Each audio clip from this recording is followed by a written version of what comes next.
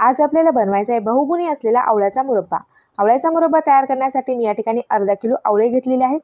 आवळे मी छान स्वच्छ असे धुवून घेतलेले आहेत। जेवढे आपण आवळे घेतलेले आहेत तेवढाच आपल्याला या ठिकाणी गूळ देखील घ्यायचा आहे।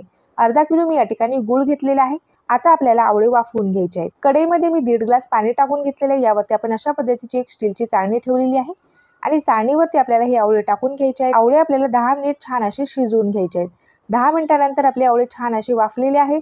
आता आवळ्याला आपल्याला काटे चमच्याने छिद्र करून घ्यायचे आहेत, म्हणजेच पाक यामध्ये व्यवस्थित असा मुरला जातो। आता एका कढईमध्ये आपण गूळ घालून घेतलेला आहे, यामध्ये आपण आवळे घालून घेतलेले आहेत। आवळे आपल्याला गुळासोबत छान असे मिक्स करून घ्यायचे आहेत। यामध्ये आपल्याला 2 ते 3 चमचे पाणी टाकून घ्यायचे आहे। गूळ आपल्याला पूर्णपणे वितळून घ्यायचा आहे। गूळ पूर्णपणे वितळेपर्यंत मी झाकण ठेवलेलं आहे। गूळ पूर्णपणे वितळलेला आहे। झाकण उघडून आपल्याला 20 ते 25 मिनिट आवळ्याला छान असं शिजवून घ्यायचं आहे। 20 ते 25 मिनिट झालेले आहेत। आवळे आपले छान मस्त असे शिजलेले आहेत। गुळाचा आपला एकतारी पाक तयार झालेला आहे।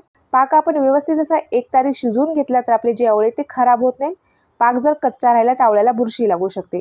त्यामुळे आपल्याला पाक छान एकतारी तयार करून घ्यायचा आहे, म्हणजेच आपले आवळे जास्त दिवस टिकण्यास मदत होते। आवळे तुरट असल्यामुळे आपला जो पाक आहे तो जास्त घट्ट होत नाही। एखाद्या काचेच्या भरणीमध्ये तुम्ही स्टोअर करून ठेवून वर्षभर तुम्ही आवळा मुरब्बा खाऊ शकता।